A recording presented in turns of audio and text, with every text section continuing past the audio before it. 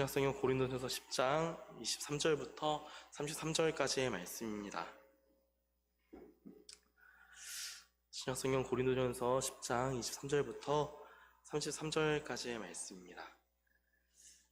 네, 다 찾으셨다면 저 한 절 여러 한 절 교독하시고 마지막 33절을 함께 읽도록 하겠습니다. 제가 먼저 23절 말씀 봉독하겠습니다. 모든 것이 가하나 모든 것이 유익한 것은 아니요 모든 것이 가하나 모든 것이 덕을 세우는 것은 아니니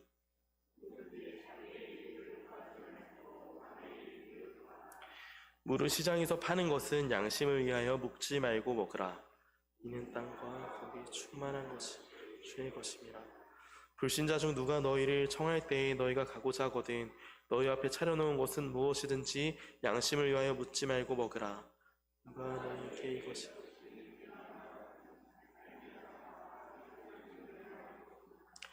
내가 말한 양심은 너희의 것이 아니요 남의 것이니 어찌하여 내 자유가 남의 양심으로 말미암아 판단을 받으리요. 아니요 내가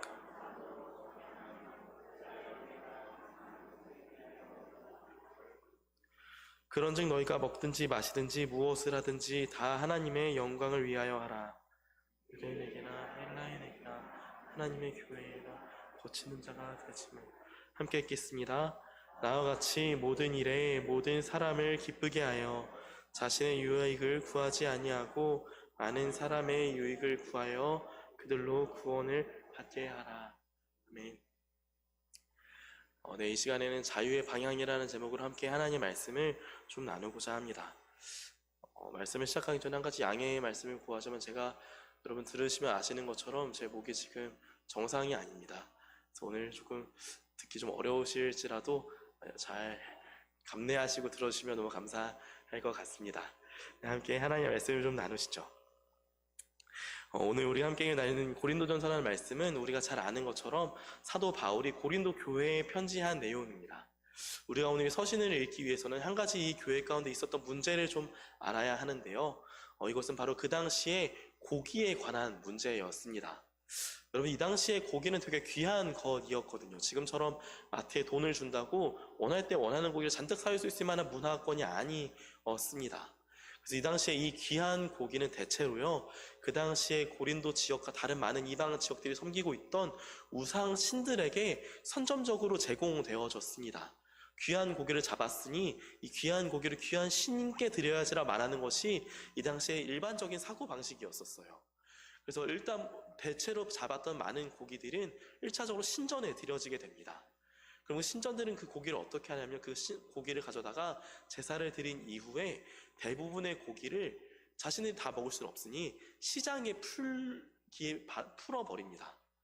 바꿔 말해 그 당시에 시장에서 살 수 있는 대다수의 고기라는 것은요, 사냥꾼들이 사냥을 잡았지만 먼저 이방 신들에게 우상 제물로서 바쳐진 고기들이었다라는 거예요. 그리고 문제는 이 고기가 대부분의 시장에서 거래되었다라는 것입니다. 이 문제가 바로 이 고린도 교회에서 닥친 문제였었어요.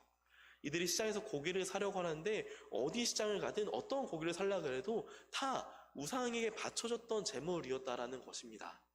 그랬더니 몇몇 사람들이 말을 하기 시작하는 거예요. 아니, 이 우상에 바쳐진 고기를 어떻게 먹냐? 우상 숭배에 참여하는 것이 아니냐? 우리는 이런 고기를 먹어서는 안 된다 라는 자들이 있었고요. 또 혹 자들은 아니, 이건 그냥 고기지 않느냐? 우리가 우상 숭배하는 것도 아니고 그냥 바쳐진 걸 시장 경제에 따라 먹는 건데 무엇이 문제인가? 라 말하는 자들이 있었고 이들이 첨예하게 대립하였습니다. 여러분 한번 질문해 보죠. 어떤 게 옳을까요? 이 고기를 먹는 게 맞을까요? 안 먹는 게 맞을까요? 고기를 먹는 게 죄일까요? 고기를 안 먹는 게 죄일까요? 혹자는 어쩌면 그런 역시 채식을 해야 된다 이렇게 주장해야 할까요? 오늘 바울은 우리에게 중요한 것은 그런 것이 아니라는 사실을 우리에게 말해줍니다. 오늘 우리 함께 읽은 말씀 우리 10장 23절인데 우리 10장 23절 함께 읽어봅시다. 시작. 모든 것이 가하나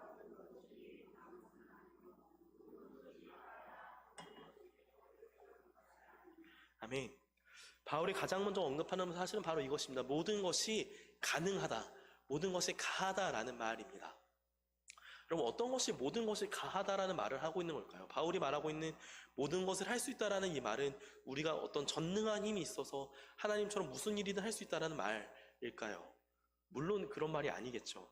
오늘 이 모든 것을 할 수 있다, 모든 것이 가능하다라는 이 말은 바울이 철저히 구원의 문제 안에서 국한되어져서 사용되고 있음을 우리는 기억해야 합니다. 우리는 바울이 말하는 구원이란 무엇인가를 잘 알고 있습니다.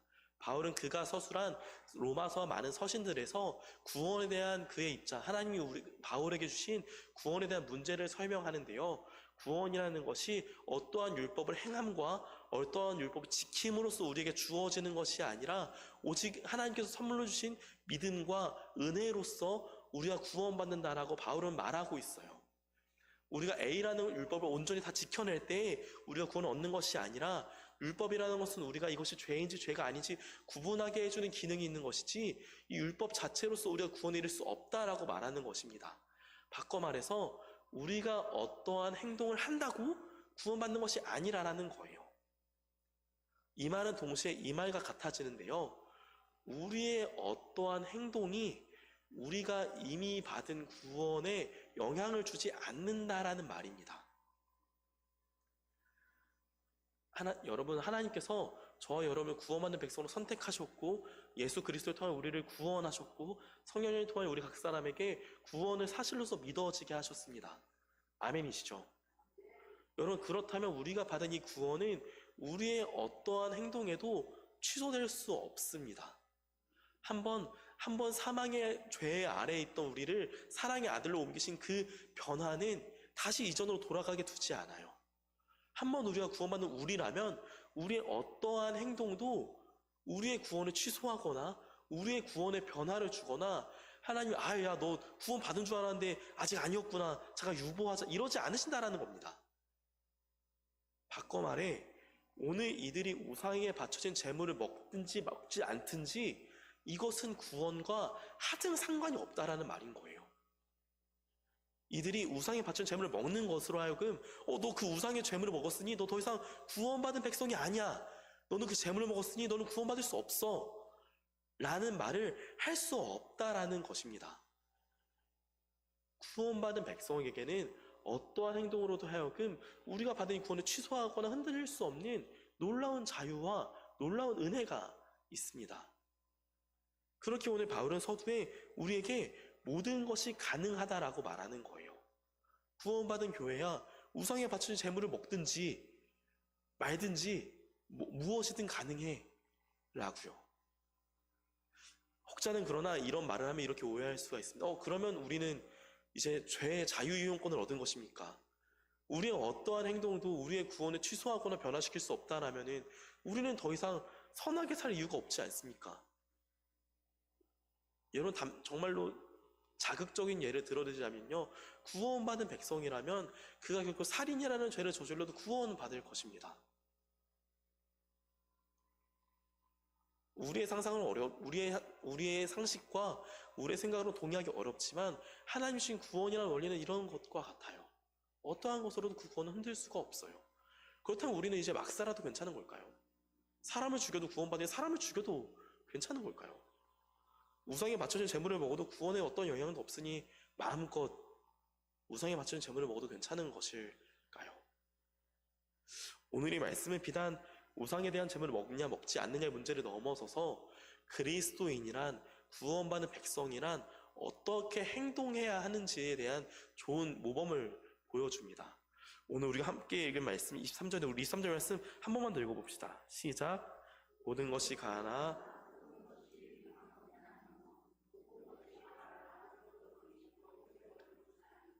아멘. 여러분, 제가 중요해서 여러 번 반복해 드리는 거예요. 우리에게 모든 것을 할 수 있는 자유가 주어져 있어요. 구원받는 저와 여러분에게는 어떠한 죄를 지어도 더 이상 우리의 구원이 흔들리지 않는다라는 놀라운 은혜와 자유가 우리에게 주어져 있습니다. 그러나 바울은 우리에게 모든 것이 가능한 자유가 주어져 있음과 동시에 그 모든 행동이 유익하거나 그 모든 행동이 덕을 세우는 것은 아니라 라고 덧붙이고 있습니다. 우리에게 무엇이든 할 수 있는 자유가 주어져 있지만 우리의 모든 행동이 유익하거나 우리의 모든 행동이 덕을 세우는 것이 아니라고 오늘 바울은 말하고 있는 거예요. 여러분 아까 말씀드린 것처럼 우리는 살인을 해도 구원받을 수 있을 것입니다. 이 말이 결코 여러분 살인을 독려하는 것은 아니지만요. 그러나 이 말이 결코 살인을 마음껏 되라는 말은 결코 아니겠죠. 우리에게 중요한 것은 우리가 하고 있는 A라는 행동이 죄냐 죄가 아니냐, 이 A라는 행동이 우리를 구원하게 하냐 구원받지 못하게 하느냐, A라는 문제가 우리 영혼에 어떠한 문제가 있느냐의 문제를 뛰어넘는 다른 것을 고려해야 할 영역이라는 것입니다. 그 영역이 바로 오늘 23절에 소개하고 있는 유익함과 덕을 세우는 일이에요. 오늘 우리가 함께 읽은 말씀, 우리 25절부터 우리 28절까지의 말씀 우리 함께 읽어봅시다. 25절부터 28절입니다. 함께 읽어보겠습니다. 시작. 무릇 시장에서 파는 것은 양심을 위하여 묻지 말고 먹으라. 이는 땅과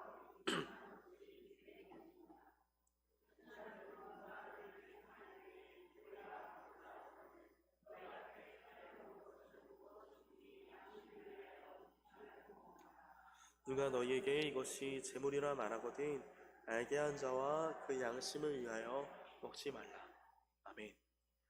세 번째 반복해드리지만 재물을 먹고 먹지 않고가 구원과 무관한 문제라고 바울은 계속해서 소개하는 것입니다. 그렇게 너희의 양심에 조금도 거리낌이 없이 시장에 파는 것은 무엇이든 먹으라라고 말하는 것입니다. 또한 그 당시에 이방인 누군가가 교회를 초청하여 음식을 차려놨는데 그 음식 식탁 가운데 누가 봐도 우상에 바쳐진 고기가 있다라면은 그 초청한 사람을 위해 아무런 거리낌 없이 먹으라라고 말하고 있습니다. 그러나 바울은 동시에 28절에 그러나 그것이 사도님, 성도님 그것은 먹으면 안 되는 재물이지 않습니까? 라고 말한다면은 그 사람을 위하여 얼마든지 그 재물을 먹지 말라라고 오늘 바울은 우리에게 말하고 있습니다. 중요한 것은 바로 이것이라는 사실입니다. 그럼 우리에게는 무엇이나 할 수 있는 자유가 주어져 있어요. 우리의 행동에는 어떠한 것으로 매이지 않을 수 있는 자유함이 우리에게 주어져 있습니다. 예수 그리스도 십자가에 못 박히시면 우리의 모든 죄의 값을 다 사하셨을 때 어떠한 것도 더 이상 우리를 율법 아래 매이게 할 수 없게 만들었어요. 그러니 저와 여러분 모두에겐 율법에서 자유함이 주어졌습니다. 율법을 지키지 않으면 하나님 나에게 벌을 내리시면 어떡하지?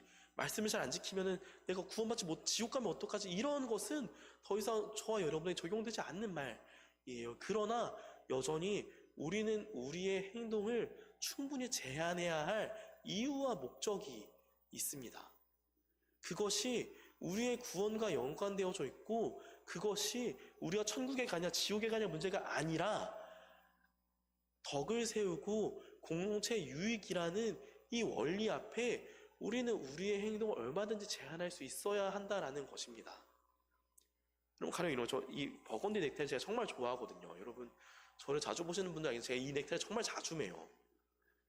그런데 어느 날 제가 이걸 메고 설교를 하다 어떤 성도분이 저한테 전도사님 죄송한데 그 넥타이 제가 보기엔 너무 별로라서 이제 좀 그만 매주셨으면 좋겠습니다. 말한다면 저 이거 넥타이를 어떻게 해야 될까요, 여러분? 당연한 말이지만 전 여전히 넥타이를 멜 자유가 있죠. 이 넥타이 뭐 맨다고 뭐 여기 써져 있는 것도 아니고요. 너무 이쁜 넥타이잖아요. 넥타이 얼마든지 멜 자유가 있어요. 이 넥타이가 이 성도 A님한테는 어떠한 문제도 주지 않았을 수 있어요. 이것을 매고 안 매고가 제 구원과는 전혀 문제되지 않아요. 그러나 우리는 이것을 뛰어넘은 것을 고민해야 된다는 것입니다. 이것이 혹은 앞에 있는 누군가에게 마음에 어려움이 되면 얼마든지 이것을 안 할 수 있다라는 거예요. 저는 어떠한 색깔의 넥타이도 할 수 있는 자유함이 있지만 동시에 어떠한 색깔의 넥타이를 하든 우리 함께 예배하는 모두를 고려해야 할 책임도 우리 모두에게 주어져 있다는 것입니다. 여러분 그리고 이 책임은 비단 저희에게만 주어지는 것이 아니에요. 우리 모두에게 이 책임이 주어져 있습니다. 우리는 우리의 모든 행동 가운데 이것을 고민하고 고려해야 해요. 우리의 모든 삶에서 말입니다. 이것이 우리에게 원리적으로 옳지 않느냐의 문제가 아니라요. 이것이 우리를 하나 되게 하신 공동체 유익을 위하여 우리를 얼마든지 내려놓을 수 있다라는 것입니다. 사랑하는 여러분, 우리에겐 자유가 있어요. 우리에겐 자유가 있어요. 예수 그리스도께서 십자가에 달려 돌아가심으로 더 이상 율법에 매이지 않을 수 있는 자유함을 우리 모두에게 주셨어요. 그러나 동시에요, 우리에게 어느 것에나 매일 수 있는 책임 또한 주셨어요. 우리는 더 이상 이것이 나를 위하여가 아니라 공동체를 위하여 우리의 모든 행동을 제한할 수 있어야 합니다. 우리의 모든 것을 얼마든지 내려놓을 수 있어야 합니다. 우리가 고려해야 할 것은 바로 이것이라고 오늘 바울은 말하고 있습니다. 오늘 우리 함께 읽은 말씀 10장 31절부터 33절까지의 말씀 우리 한 목소리 읽어봅시다. 시작. 그런즉 너희가 먹든지 마시든지 유대인에게나 헬라인에게나 하나님의 교회이나 거치는 자가 되지 말고 나아같이 모든 일에 모든 사람을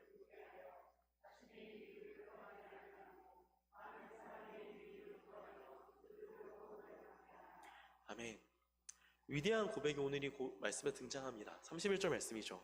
그런즉 너희가 먹든지 마시든지 무엇을 하든지 다 하나님의 영광을 위하여 하라라고 오늘 바울은 권면하고 있습니다.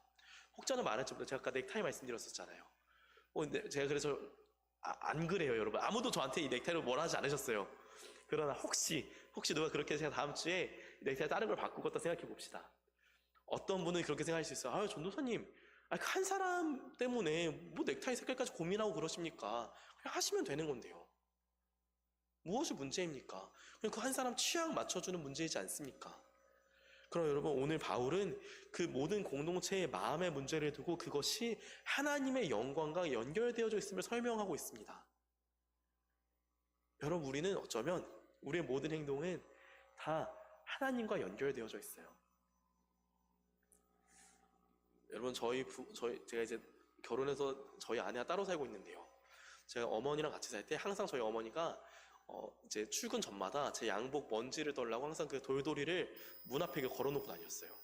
제가 하루 너무 바빠서 막 출근하는데 어머니가 요한아 이거 먼지 털고 나가야 돼. 아니 엄마 아무도 뭐라 안 하죠. 우리 성도분들 그런 걸로 나한테 뭐라 안 하죠. 다 괜찮아하시는 분들이야. 아니야 요한아 그래 털고 가. 바쁜데 그리고 다 이게 저한테 털고 가게 하셨어요. 나중에 제가 한번 물어봤어요. 아, 엄마 바빠 죽겠는데 꼭 그렇게까지 해야 해? 어머니가 그러시더라고요. 요한아 근데 너가 그렇게 안 한다고 너희 교회 분들이 너한테 아무 말도 안 하실 건데 모르지 않는데 엄마가 너를 안 챙기는 걸로 알아. 저는 아직 잘 모르겠는데 저희 어머니들은 다 공감하시더라고요.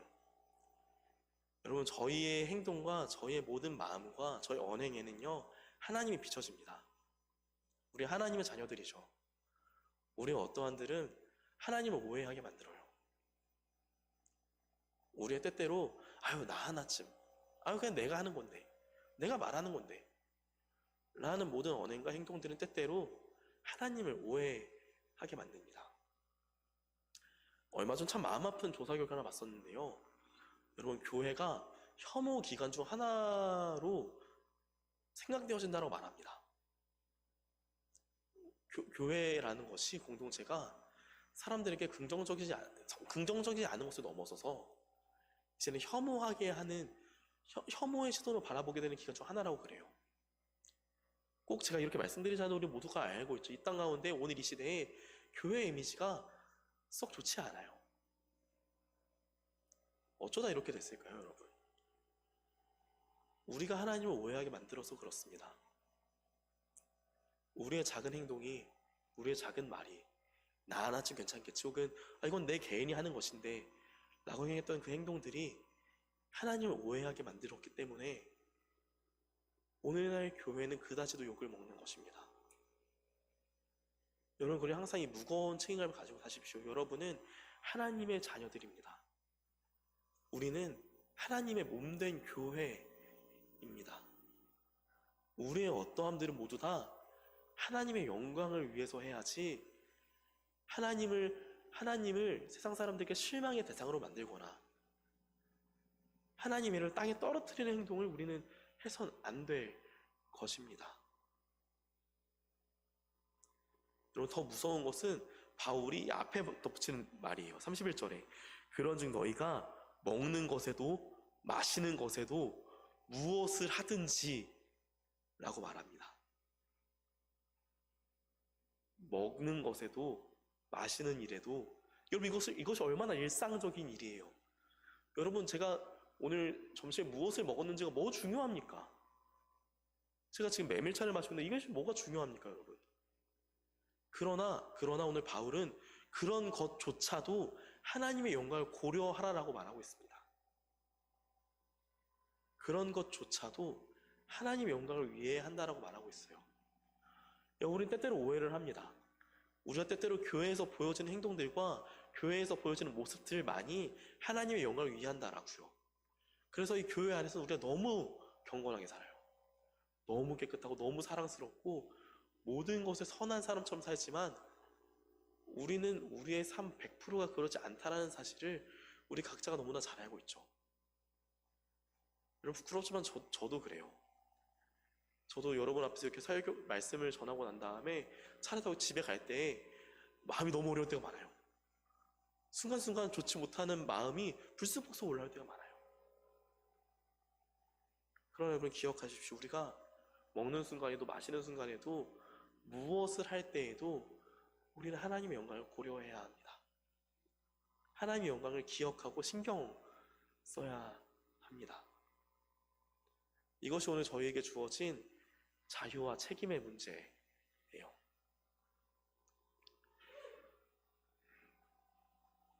여러분 우리가 정말로 이 사실을 기억하고 산다면 우리의 삶이 앞으로 여간 복잡해지는 것이 아닙니다.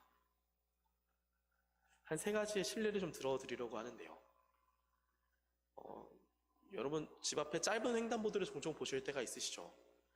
근데 집에 가는 길이 너무 급한 마음이 있어요. 집에 당장 하루빨리 들어가 봐야 될 일이에요. 근데 눈앞에 횡단보도가 파란불에서 방금 막 빨간불로 바뀐 거예요. 집에 지나가는 차가 한 대도 없네요. 여러분 어떻게 행동하시겠어요? 효율이 먼저일까요? 아무도 보지 않으니 괜찮을까요? 전도사님 그 길은 다 건너는 길이에요. 전도사님 거기 아무도 신호 안 지켜요. 그냥 막 건너도 괜찮아요. 건너시겠어요? 여러분 반복해서 말씀드리면 여러분이 그 신호 건넜다고 여러분이 막 지옥 가고 구원받지 못하고 그러지 않을 거예요.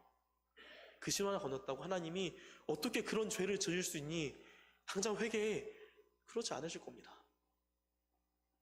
그럼 여러분 그것이 하나님의 영광을 위한 일을 생각해 보십시오. 그 규칙 하나 어기는 일이 하나님의 영광을 위한 일인지 한번 곰곰이 생각해 보십시오. 여러분 저는 한 번도 경험해보지 않은 일이에요. 2번째 이야기입니다. 우리가 명절을 보내고 왔을 때 명절 때마다 종종 믿지 않는 가정에서 어려운 일이 일어납니다. 바로 차례의 문제죠. 요즘에는 많이 드리지 않지만 때때로 차례를 드리는 집안에서 기독교는 여간 난처한 것이 아닙니다. 여러분 그때 어떻게 해야 할까요? 그 앞에 절을 하는 게 맞을까요? 틀릴까요? 혹자는 전도사님 그거 그냥 잠깐 눈 한번 감고 드리는 것이 무엇이 문제입니까? 그거 한번 그냥 잠깐 절한다고 우리가 하나님 모른다 말하는 것도 아니고 하나님 뭐 없다 말하는 것도 아니고 그냥 가족의 화합을 위해 잠깐 절했다 일어나는 건데요. 어떠한 의미도 두지 않고 혹자는 말했지만 저는 어떻게 우상 앞에 절할 수 있습니까? 그것은 절대 행해서 안 될 죄입니다. 단칼에 그것을 거절해야 합니다. 여러분 눈을 말씀드리지만 이것이 절을 했다고 지옥에 가네, 절을 안 했다고 천국에 가네, 이 문제와 무관한 문제인 거예요. 그러나 우리는 무엇이 하나님의 영광을 위한 일인지를 생각해 보아야 합니다. 여러분 아까도 말씀드렸죠. 우리의 모든 행동은 하나님을 어떻게 생각하게 하는지와 연결되어져 있어요. 우리가 어떠한 행동의 앞에서 어떠한 결정을 내리냐는 다른 사람들로 하여금 그 문제에 대해서 교회와 그리스도인이 어떻게 생각하는구나를 잘 보여줄 수도 있는 문제입니다. 저희 청년문가요 올해부터 토요일 아침 9시마다 오전 미팅을 가져요. 같이 모여서 기도하고 매 주일에 해야 될 일들을 같이 나누고 교육하는 시간을 가집니다. 저희가 아침 시간에 모이거든요. 아침 시간에 같이 다 피곤한 상태에서 모이니 늦지 말자고 저희가 지각비를 걷기로 했어요. 많지 않은 금액인데 지각비를 걷기로 저희가 약속했습니다. 그런데 지각길 걷기로 결정한 다음에 제가 그 주에 한 5분 정도 늦으면서 미안 내가 앞에서 인쇄만 잠깐 하고 오느라 늦었어 이해해 줄 수 있지. 여러분 저희 청년들이 그것 하나 이해 못 해주겠습니까? 당연히 다 이해해 줄 청년들이죠. 그러나 우리 청년들에게 그러면 지각은 그냥 그 정도의 문제인가 라고 생각될 수 있다는 사실입니다. 여러분, 여러분의 행동에 대한 무게를 기억하십시오. 여러분의 행동에 달린 믿지 않는 자들이 하나님을 바라보게 될 시선들을 항상 기억하시고 하나님의 영광을 위하여 하십시오. 마지막 문제로 되게 예민한 문제인데요. 저희 아이들과 최근에 나왔던 문제였어요. 얼마 전에 저희 한 친구가 저한테 전도사님 술은 마시면 안 되냐 물어보더라고요. 덧붙여 물어보면 전도사님 술 마시면 지옥 가요? 라 물어보더라고요. 여러분 질문해보죠. 술 마시면 지옥 갈까요? 술 안 마시면 천국에 갈까요? 담배를 피면 지옥에 갈까요? 여러분 우리는 고민해 봐야 합니다. 그것이 우리의 구원의 문제와 연결되어져 있어서가 아니라 이것이 과연 공동체와 교회와 하나님의 영광을 위한 것인지 말이에요. 마신다고 지옥 가겠습니까? 그러나 질문은 마시는 것이 과연 유익합니까?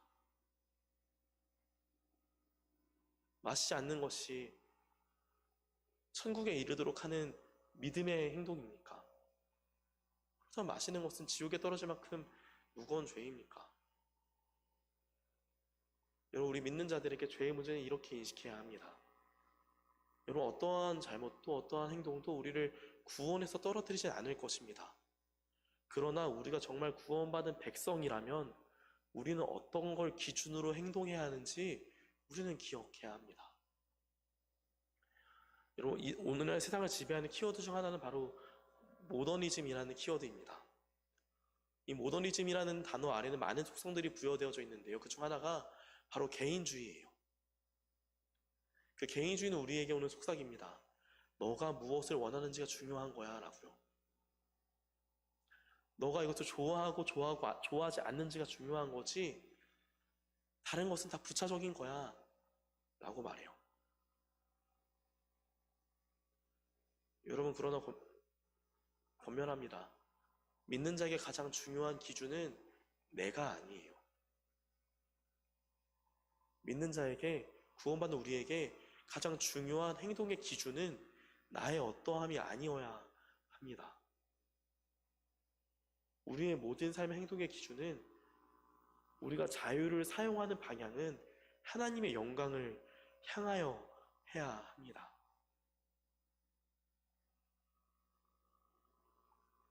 사랑하는 여러분을 권면합니다. 우리가 무엇을 하든지 다 하나님의 영광을 위하여 합시다. 그러니 우리가 무엇을 하든지 우리의 모든 삶의 영역, 정말 사소한 이런 것까지 어떤 영향이 있겠어라 생각하는 그 부분부터 나의 삶이 어떠한 것보다 중요한 것을 결정해야 할 그 순간에까지 다 하나님의 영광을 위하여 하십시오. 다 하나님의 영광을 위하여 선택하십시오. 그것이 합당한 믿는 자의 삶입니다. 말씀을 정리하면 한 가지 말씀을 좀 더 드리려고 합니다. 여러분 저는 자주 생각하는데요. 하나님의 유익을 구하는 삶이 제 유익을 구하는 삶과 일치하길 종종 바라요. 이 말은 하나님의 유익을 위하여 산다는 그 삶이 제가 너무도 기쁘게 갈 수 있는 길이었으면 좋겠어요. 여러분 저 아시죠? 제가 먹는 걸 정말 좋아하거든요. 제 일주일 중 가장 행복한 시간 중에 하나는 이 금요기도회 끝나고 저녁을 못 먹고 올라오거든요. 금요기도회 끝나고 저희 아내가 같이 야식을 먹는 시간에 가장 좋아해요. 근데 우리는 잘 알고 있어요. 야식을 먹으면 다이어트를 할 수가 없어요. 야식을 이렇게 맨날 주구장창 먹으면서 다이어트를 한다는 건 말이 안 돼요. 그러니 우리는 선택해야죠. 무엇을 더 우선할 것인지, 나의 입의 즐거움을 우선할 것인지, 나의 건강을 더 우선할 것인지를 말이에요. 맛있게 먹으면서 살도 빠지는 음식 너무 좋겠지만 안타깝지만 그런 게 없죠. 오늘 성경도 우리에게 증언합니다. 하나님의 유익을 구하는 삶이냐 필연적으로 우리의 유익을 버리는 삶이에요. 하나님의 영광을 위하여 산다는 삶은 필연적으로 나의 영광과 나의 자아와 나의 성공을 내려놓는다는 거예요. 우리는 때때로 이 두 개가 일치하길 바래요. 나도 성공하고 하나님의 영광도 높여지고. 여러분, 그렇지 않아요. 우리가 하나님의 영광을 위하여 산다 말할 때에는 우리의 모든 유익을 버릴 각오가 돼 있어야 해요. 우리가 하나님 앞에 하나님 위해 산다라 말할 때 우리의 모든 것을 드릴 각오가 되어 있어야 해요. 아무것도 버리지 않고서는 어떠한 영광도 구할 수 없습니다. 무엇도 포기하지 않고서는 결코 하나님을 위해 살 수 없어요. 여러분, 그러니 권면합니다. 하나님의 영광을 위해 사십시오. 하나님의 영광을 위해 우리의 모든 영광을 내려놓을 수 있는, 하나님의 유익을 위해 나의 모든 유익을 내려놓을 수 있는 저 여러분이 되길 진심으로 소망합니다. 함께 좀 기도하시죠. 먼저 함께 기도하실 때는 오늘 말씀을 좀 기억하시며 함께 기도하시면 좋을 것 같습니다.